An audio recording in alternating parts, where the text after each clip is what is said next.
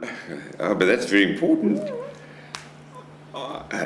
I've been talking quite a lot about me, myself.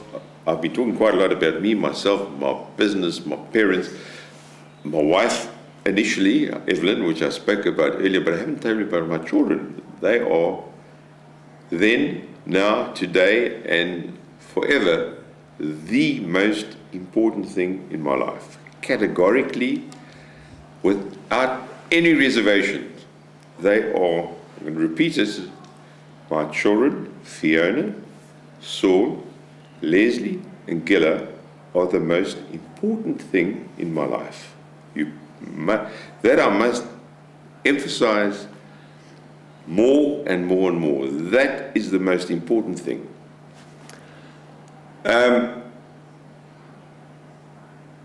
Saul got married in about 11 years ago, about 12 years ago. Saul got married 12 years ago.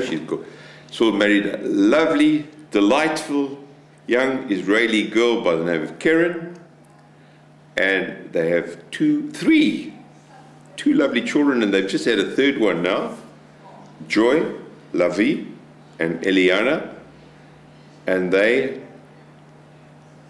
I hope, I pray that they are the apple of his eyes as much as he's the apple, and my daughter's the apple of my eyes. Years went by, and this building that I built was really a success, and it also eventually got too small, and Muizenberg had gone down, and I was in the business of undertaking to get government contracts, and the business itself didn't lend itself to government contracts. I wasn't HASP compliant and what have you, so I looked for another premises, and eventually in a few years ago, about 6 years ago, in 2004, I found ideal premises in Westlake Business Park.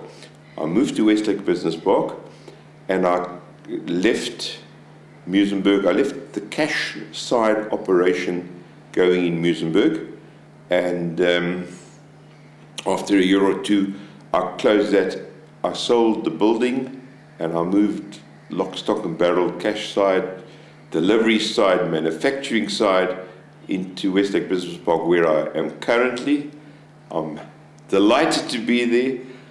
I've got Saul, my partner today, full partner in business with me, and I would love my parents to have been here to see what I've accomplished. That I really miss, and in fact, every day I work, or every day I go to work, in the back of my mind, I always think, you know, would my father have approved, or what would he have thought, or can he believe to what heights I've gone in as far as meat's concerned?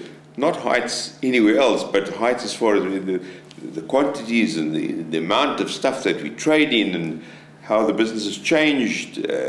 It's so much more. It's a hell of a lot easier than it was in those very early days where things were really blood, sweat and tears. There really were blood, sweat and tears. I'm a tough negotiator today. I always have been a tough negotiator. And I'm a tough negotiator because my mother taught me to be a tough negotiator. She always told me that the people I'm dealing with, or the people I'm buying from, are much, much bigger than me. And I mustn't let them take advantage of me. And I've tried not to let people take advantage of me. I'm very fair, but I'm a tough nut to deal with, and tough as far as buying is concerned, which makes me able to sell things and negotiate downwards very easily, because I'm tough, very tough. I'm tough as far as buying is concerned. I'm one of the toughest, but the more I can save for myself, the better it is for my customers, so they get the benefit of it. And this is all, I remember so well, my mother used to deal with all these very big grocery merchants and companies and all that, and she always used to said, she practically dictated her terms, and I've, to a certain extent, followed in her footsteps in a big way. I would have been, I miss the fact that my parents don't know, or I'm sure they do know, how well I've done, or how, you know, how accomplished I've become, even if I'm saying so myself. It's, I think I've done very well. The selling of meat, the way I do it is more than a business, it's actually a science. It really is. It's very complicated, and you can't pick it up from a textbook. You can't go to university to learn about it. It's perhaps one of the reasons I have made a success of it. It's been a hell of a ride, and even though I've been out of Muizenberg even though I don't live in Muizenberg anymore, and I don't have any, I've got absolutely zero connection with Muizenberg, except that I come from there. I still, if somebody woke me up in the middle of the night and say, "Where do you live?" I say, "Muizenberg," even though I've been out of Muizenberg for many, many years. I've always been a champion of Muizenberg.